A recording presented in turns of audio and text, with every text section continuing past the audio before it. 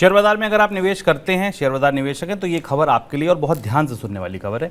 पिछले कुछ महीनों के दौरान विदेशी निवेशक भारतीय शेयर बाजार से लगातार मुनाफा वसूली कर रहे हैं और कई कंपनियों में उन्होंने अपनी हिस्सेदारी घटाई है। प्राइवेट इक्विटी फंड और दिग्गज विदेशी निवेशकों ने पिछले 6 महीने के दौरान सेकेंडरी मार्केट मतलब शेयर बाजार से करीब 35,000 करोड़ रुपए के शेयर बेचे हैं। प्राइमरी मार्केट जहां आईपीओ आते हैं, सेकेंडरी मार्केट जहां ट्रेडिंग होती है।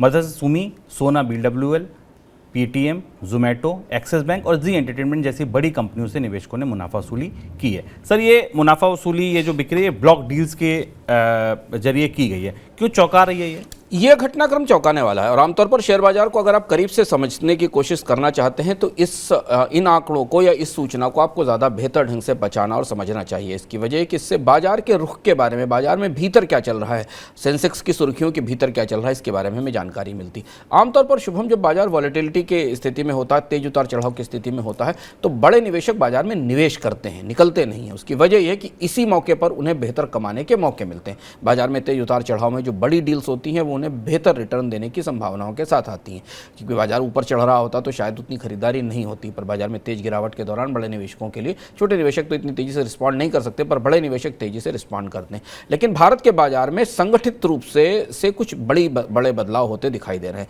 शुभम ने आपको बताया करीब 25 के आसपास ब्लॉक डील हुई हैं और वो ब्लॉक डील दोनों इकोनॉमी के हिस्सों में हुई हैं। शेयर बाजार के जो नई इकोनॉमी के हिस्से हैं, स्टार्टअप इकोनॉमी, और जो पुरानी इकोनॉमी के हिस्से, इंडिगो, मदरसन सुमी जैसी कंपनियां हैं या श्रीराम फाइनेंस जैसी कंपनियां, यहाँ भी डील हुई। ब्लॉक डील्स में दो तरीके के रुख हमारे सामने निकल कर आ रहे हैं।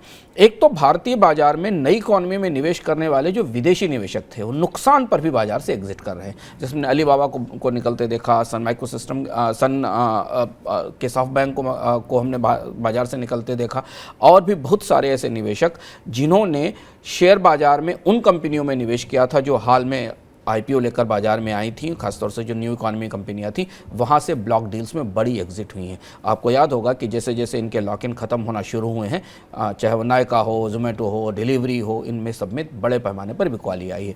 दूसरी तरफ और बड़े निवेशक बड़ी कंपनियों से बाहर निकल हैं। 2023 में हमने